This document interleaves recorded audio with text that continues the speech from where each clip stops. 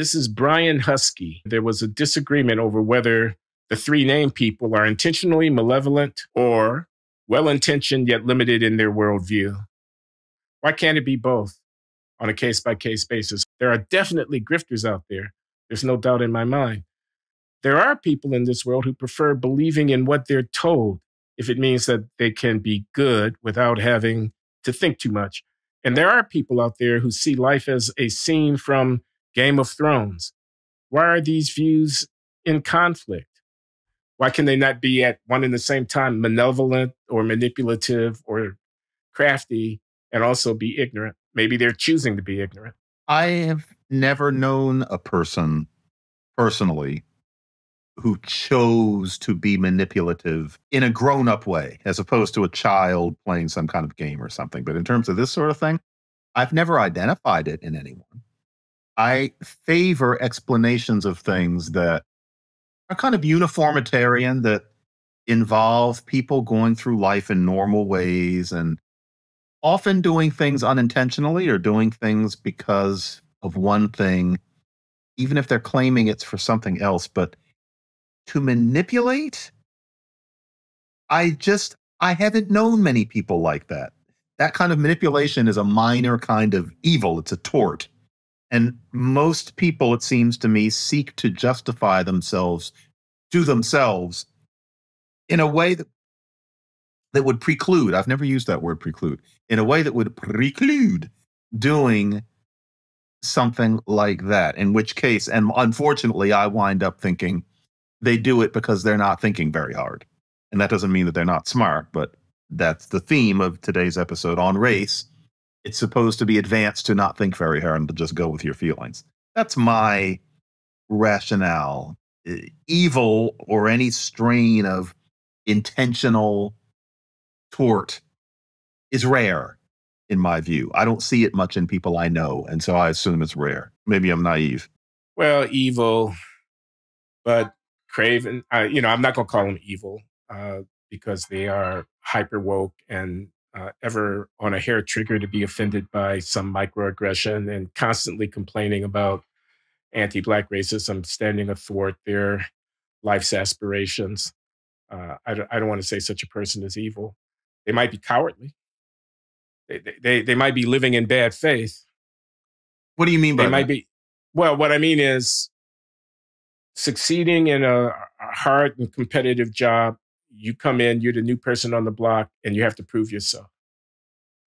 And, there's basically two postures that you can adopt. One is your nose is down to the grindstone and you're laboring away, proving yourself.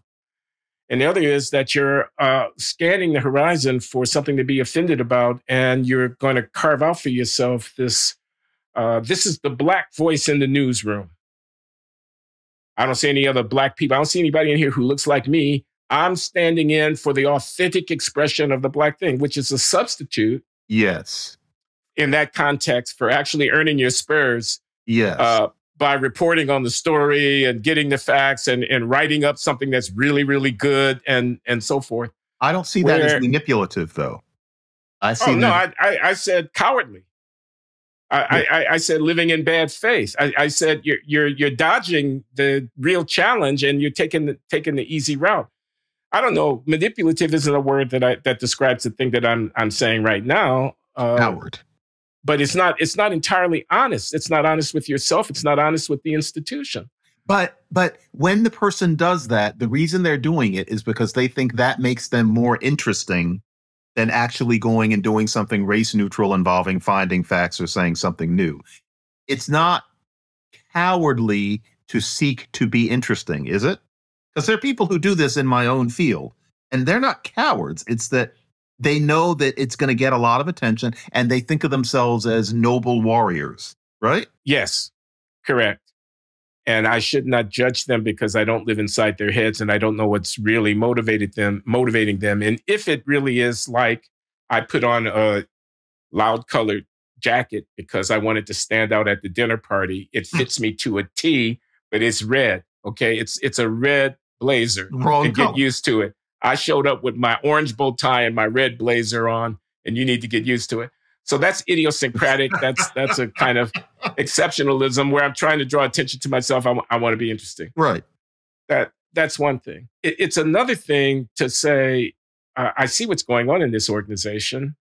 The people who write good code, who ferret out an interpretation of a text that no one had ever thought of before and are able to make a compelling argument for it, who uncover facts through an assiduous application of state-of-the-art techniques of observation and study to advance the knowledge in whatever the field is that I'm working in, and I'm Black, versus, you know what? I think music theory is just a front for the hegemonic imposition of Western European culture. The whole idea of the classical canon is white supremacy bullshit, which spares you the need of being a master of the classical canon or anything that's akin to that. And that card being played, it's corrupt in a way, and it's a kind of fake. It's a kind of not living in good faith. And in a way, it's kind of trading on real racism, because real racism exists, except maybe I'm mediocre, and that's what the call is going to be. And I can't accept the fact that the call is going to be, you're mediocre, you're just an also-ran. And so I make a stink out of it. Now, you could call that trying to stand out and make myself interesting, and that could be a part of it, but it could also be an avoidance strategy, a subterfuge, a way around facing a challenge. No survivor's guilt, though? The coder, I think, is more interesting here. The coder could just be doing the work and finding new ways of doing the work. But there's a little part of him that thinks, or her, to really just do that, and it has nothing to do with my color or George Floyd, is disloyal. That's not what we do. Like, I'm nerdy enough that I got to this point. But when I'm here, I'm going to let Alexi and Ramesh in the cubicles next to me just work on the coding. I need to do something blackly. And therefore, I'm going to say that this organization is racist. Or with music theory, you're making a reference to Hunter College professor Philip Ewell, who is a Black professor who has made his mark pretending that music theory is racist and gotten all the attention that you might expect from practically every music department nationwide. He is the Ibram Kendi of music theory. And from what I know of him, which is only so much, I've read his article and I've read his latest book on the subject, I don't get the feeling that he can't do it in terms of music theory. He has done it, but then there's a part of him that I get the feeling thinks, if I'm going to perform psychoanalysis on him, and if he were listening to this, he'd say, how dare I?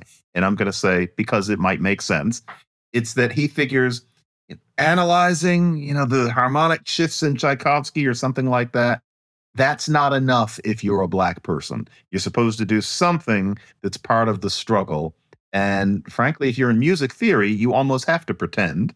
And so you're going to say that, one, we're not listening to enough Black composers, and there's something to it. But your main thing is going to be that music theory in its basic foundation is racist, because that's a way of addressing the field blackly.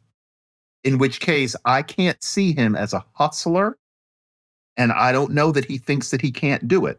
It's that there's a part of him that thinks that as a Black person, he hasn't done what he should unless he throws some bombs.